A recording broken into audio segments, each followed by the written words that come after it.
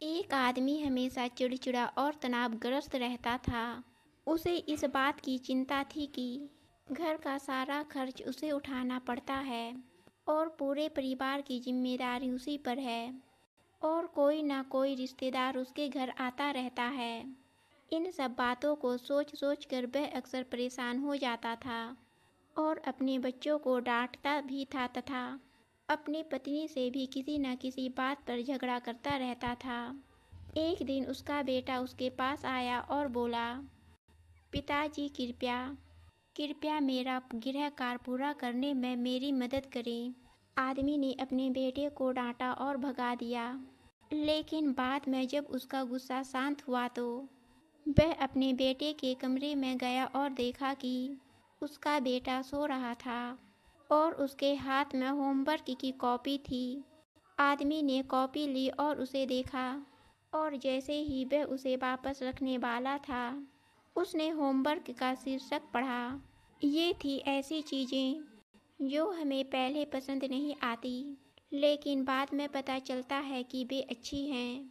बच्चे ने इस शीर्षक पर एक पैराग्राफ लिखा था।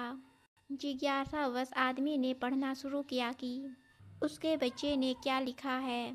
मैं अपनी अंतिम परीक्षाओं के लिए आभारी हूँ, क्योंकि वे शुरू में नहीं दिखती, लेकिन उसके बाद स्कूल की छुट्टियाँ हो जाती है। मैं उन दवाइयों का आभारी हूँ जिनका स्वाद खराब होता है, क्योंकि पहले तो उनका स्वाद कड़वा होता है, लेकिन वे मेरी बीमारी को ठीक कर देती है। मैं उस अलार्म घड़ी का आभारी हूँ जो मुझे परेशान करती है, लेकिन हर सुबह मुझे जगाती है और बताती है कि मैं जीवित हूँ। जिसने मुझे इतना अच्छा पिता दिया, क्योंकि उनकी डांट से पहले तो मुझे बहुत बुरा लगता था, लेकिन फिर वह मेरे लिए खिलौने लाते हैं, मुझे स्वादिष्ट खाना खिलाते हैं, मुझे सैर पर ले जाते हैं। अपने बेटे का होमवर्क पढ़कर उसके द्वारा लिखे गए शब्द बार बार उसके दिमाग में घूम रहे थे। आदमी को कुछ एहसास हुआ। वह थोड़ी देर बैठा और अपनी परेशानियों के बारे में सोचने लगा। मुझे घर का सारा खर्च उठाना पड़ता है। इसका मतलब है कि मेरे पास घर है और भगवान की कृपा से मैं उन लोगों से बेहतर स्थिति में हूँ जिनके पास घर भी नहीं है। मुझे पूरे परिवार की जिम्मेदारी उठानी है। इसका मतलब है कि मेरा एक परिवार है, पत्नी और बच्चे हैं, और भगवान की कृपा से मैं उन लोगों की तुलना में अधिक भाग्यशाली हूँ जिनके पास परिवार नहीं है और जो इस दुनिया में अकेले हैं। मेरे दोस्त और रिश्तेदार आते रहते हैं।